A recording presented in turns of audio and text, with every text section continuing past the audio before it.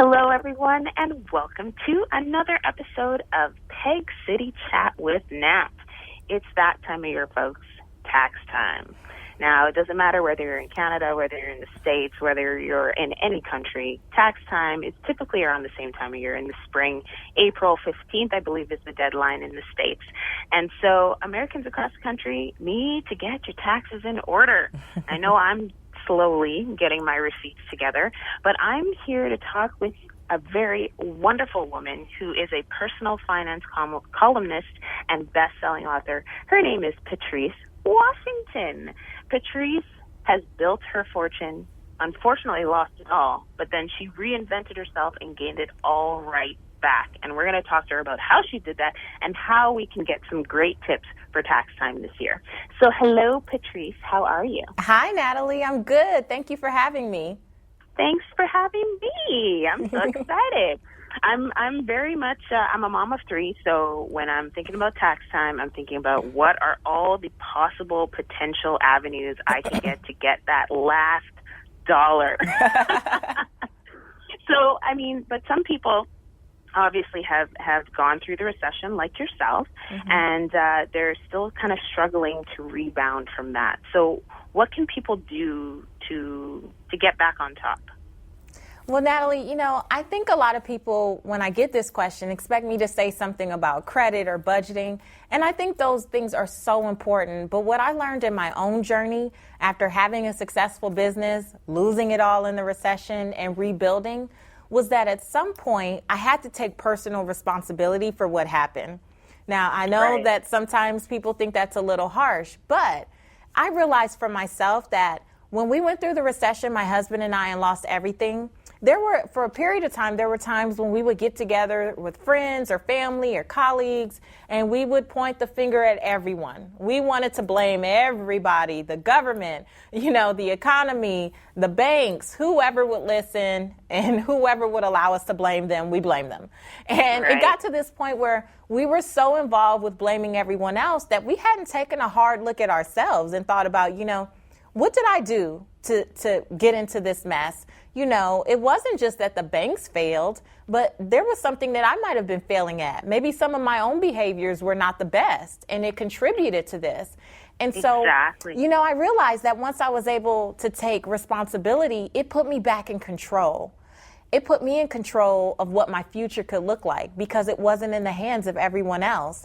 And so when we talk about families who might still be struggling, I know you've probably printed down a fresh new budget, and I know you've probably looked at that credit report, but I'm asking you to take a hard look at yourself now and think about what you may have contributed so that you can take control and actually move forward.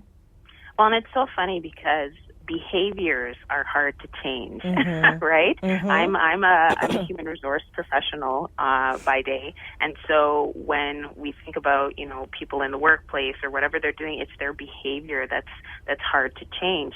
So when you think about behaviors, I guess, and taking responsibility for those behaviors, what are some of the biggest money hurdles for men and women, and how do you overcome them? I know myself, one of my personal behaviors, I'll tell you right now, was online shopping. And I have curbed that behavior now. So good for you. I definitely noticed that difference. But men and women have different hurdles, when it comes to money and how they behave with their finances. So tell us a little bit about how we can overcome those.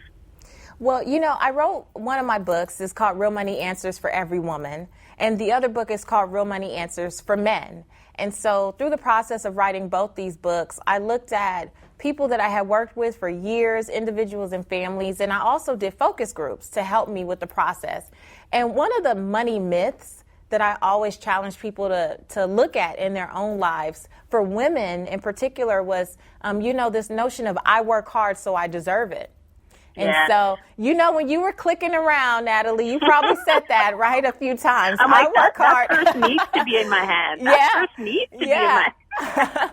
I work hard, so I deserve it. Well, that's a hurdle that you have to overcome. And I challenge women to think about, you work hard, so you deserve to not have anyone calling you and harassing you to pay them, right? You work hard, so you deserve to leave a legacy to your 3 kids.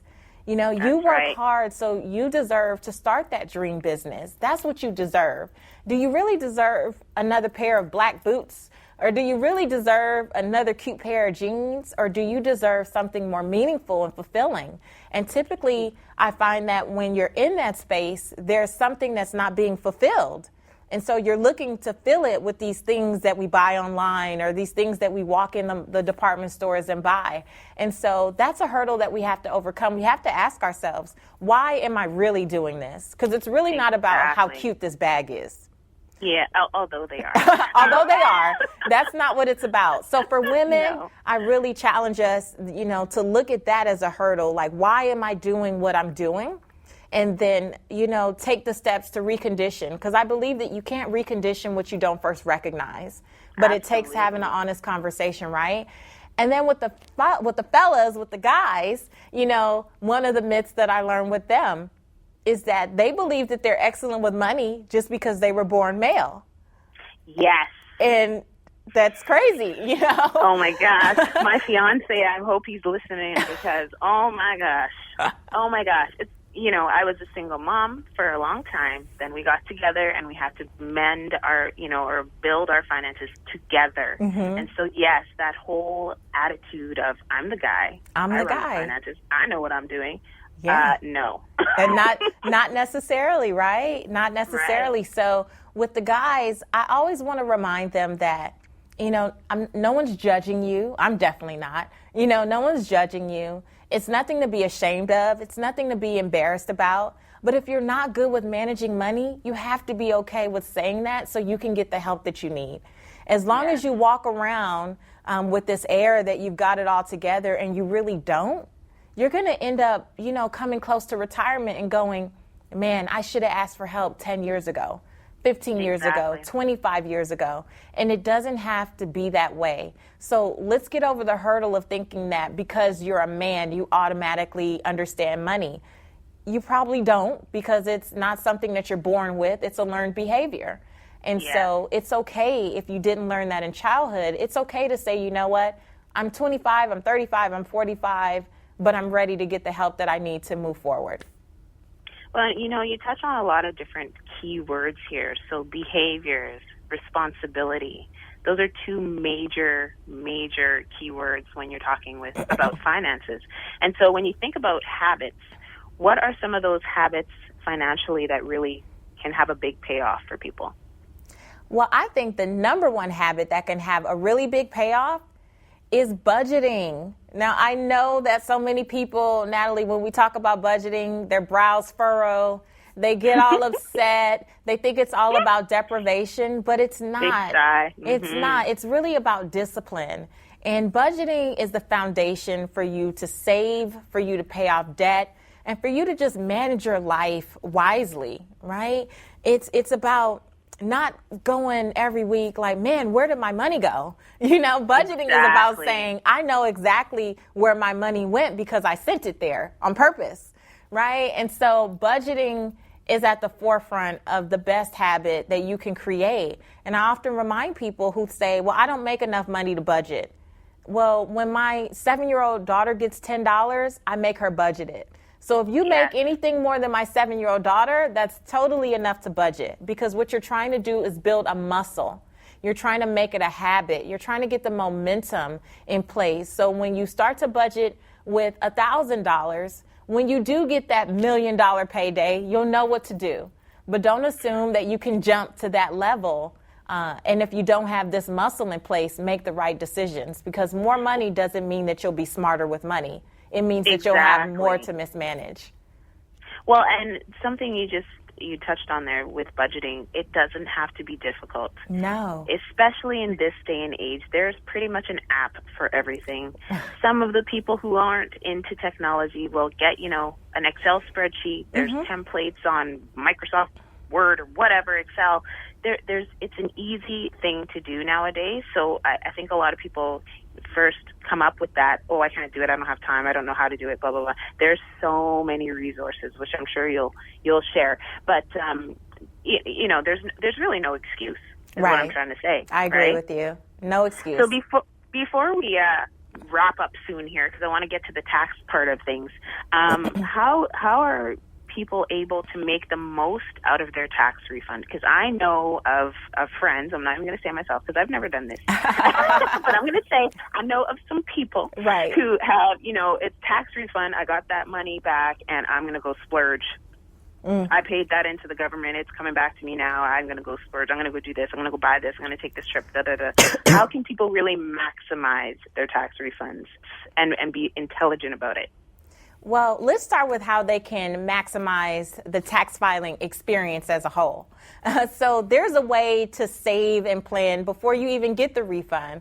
And the first way is to check out a site called myfreetaxes.com. Because in the States, that's a site that allows you to file your taxes for absolutely free, and that's federal and state taxes in all 50 states and Washington, D.C., as long as you have a household income of $60,000 or less. So one way to maximize on this entire process is to stop spending hundreds of dollars to file taxes when you can really do this on your own. You know, 47 million people last year filed their taxes on their own. And I know sometimes people aren't comfortable, but let me tell you, it's so easy these days. It's not like you have to know all the tax code and have it memorized. You're just answering questions step by step, going through the process. And what I love about myfreetaxes.com is that even if you get stuck, there's help. So you're not doing this alone just because you're self-filing. If you get stuck, there's support via email or online chat or even phone. And you can call and get help from an IRS certified specialist. And if that's not enough, if you're still nervous about doing it online, you can still save money by going to myfreetaxes.com and clicking on File in Person. Because once you put your zip code in, you can find one of 1,000 agencies all across the country who allow you to come in and get the help you need. From a volunteer, who specializes in tax preparation. So there's no excuse. You can save money there. Now, when you get the refund, Natalie, here's what I suggest. Don't Here wait. we go, people. Get the pen Here and we paper go. out Here right we now. go. Get ready. Don't wait until the money hits your account to come up with the plan. Because more than likely, that plan is going to include online shopping. Not saying anything about you, Natalie. Wink, wink. Right. So more than likely, that plan is not going to be a sound plan. And so before the refund even hits your account, I want you to come up with a sound plan. So here's one of the things that I suggest. I want you to take a look at your savings and see if it could be beefed up a bit. Now, I don't know anyone who doesn't think that they can use more in savings, right? Absolutely. Then look at your debt. Do you have some debt that you need to pay off? So we need to consider that. And then I want you to look at a third category that I think a lot of people leave out, and that's just deferred maintenance. Do you have some things that you need to take care of that you've been putting off because of money? Do you have a leaky roof? Are there dental work? Is there dental work you need to get done? Any repairs on the car? Right. So we don't want to wait until something becomes a full-blown catastrophe. Let's use a third of that refund to handle things so that we can keep it manageable throughout the year instead of letting it blow up and having to either deplete our savings or put something on credit and heighten our debt back up. So I'm a fan of looking at things in thirds.